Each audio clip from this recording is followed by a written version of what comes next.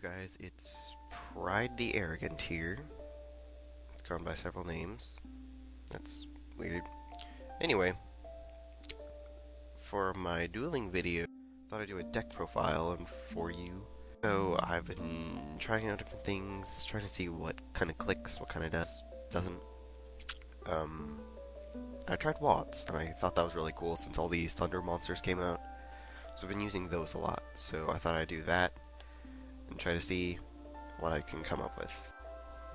Regardless, anyway, what this whole Watt business is, with all these new Thunder monsters and this Thunder Seahorse, here, I'll try to search it up here. It should be here. Hold on, let me get it. Yeah, this Thunder, Thunder, the number 91. It's been on here for a while though. And the Thunder, I guess Thunder Seahorse, is that they all deal with doing an extra normal summon, which I think is pretty. I guess it's newer. I guess it's not a special summon, so that's cool. But anyway, with all these the new Thunder cards, I thought I might try it out, and I surprisingly found a lot of different strategies I'd never thought of before. There's a lot of gaining life points, and then there's a lot of burn effects that you can use, different things. So I'm going to basically go over most of these little strategic maneuvers and whatnot, but I guess before that I'll go in a little depth of what some of the main Watts. They first appeared in, according to this, the Shining Darkness, and I'm pretty sure that's in Generation 5. I'm pretty sure that's really the only thing that came out in. I guess in some recent ones like Photon Shockwave and Galactic Overlord they have, but besides that, it's really Generation 5. Really, Watts, most of them, if not all of them, have a relatively low attack point, but they can attack normally directly or twice during a battle phase. So some of the cards that can attack directly have a little more effects that can be useful, like the Watt Draft. It prevents an opponent from activating its effect, and a Watt Cobra allows you to select a Watt monster from your deck and add it to your hand. That's probably the most useful, and it's probably the main card with 1,000 attack. So that's pretty useful. And the Watt Giraffe has 1,200 attack. Watt monsters, they have there's probably 4 main ones, I'll say. Most people say 3, I'll say 4.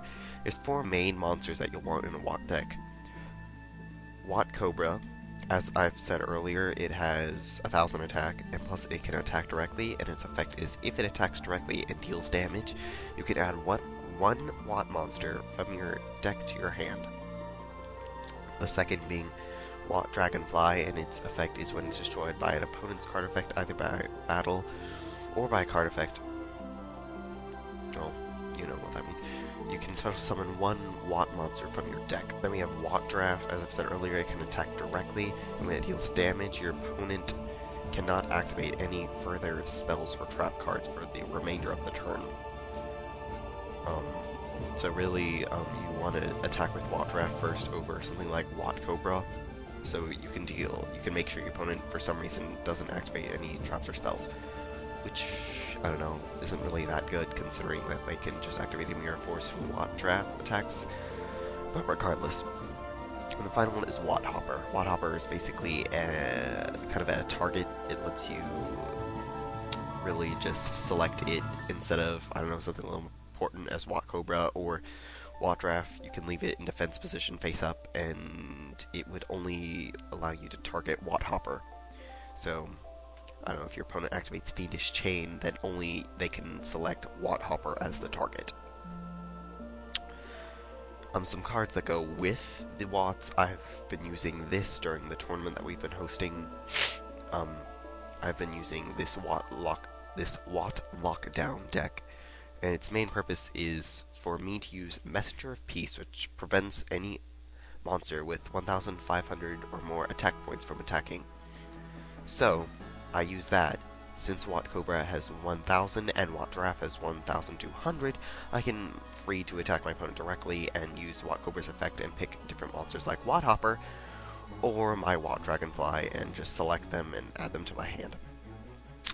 The other card to this strategy is Macrocosmos, and if you don't know what it does, it says while it's face up on the field, any card that's sent to the graveyard is banished instead. I find that card to be really useful, and I was dueling someone, I can't remember who it was, at a tournament. They're using Dark Worlds, and none of their effects were activated, so it was pretty epic. So this is pretty good. I like this strategy a lot. I've had some other cards like Soul Absorption, so every card removed from play I gain 500. The Watt Scene, that's another card that only Aaron says he hates, when I honestly think it's rather good. When a Thunder monster deals damage, you gain life points equal to the damage inflicted. So every time Watt Cobra or Watt Giraffe does damage, really the 1000 or 1200, you'll gain that amount. So, there's that, and I added Solemn Wishes because I thought it was nice with the life point gainage. Anyway, I searched some of the Watt cards that are on DN. I think the Watt Cancel counter trap card is rather nice. I don't put it in my decks, but I don't know, I guess you could use it. It's not utter garbage. Watt Cannon, I think it'd be good for a burn deck. Some of these other ones like Watt Barranks and Watt Beta, I think those are really only for the Synchro monsters. They're okay. I really wouldn't completely use it, honestly. I'd rather have the Watt Lockdown and not put in these like 2 tuners than make a deck. I'd rather make a deck separately for them. There's a Watt Castle Field Spell for them. It's okay. It definitely could be better. I can't think of it off the top of my head, but I'm pretty sure there's Field Spell that grants all light monsters an additional 500 points. That might be better. It may also not be better because of Messenger of Peace, but it might be something to consider. Watt Cube, I don't know, it seems okay. Not really something that good.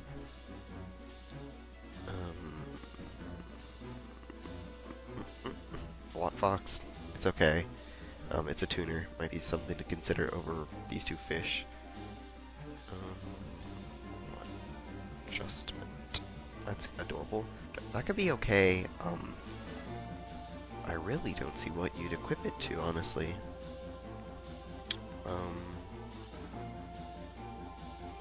Next page, trying to see level 3 Watt Kiwi, maybe.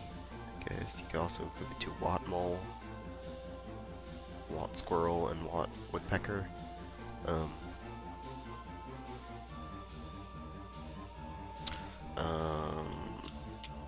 Watt Kiwi, it's okay. It's a tuner. Watt Lemur. Actually, I used to play this card. I had 3 of it. Ironically, I didn't have a single other Watt card. So for some reason I stuffed it in a burn deck, and it was actually kinda good. Watt Mole. I don't know, seems okay. Not really that good. Guess if you need it.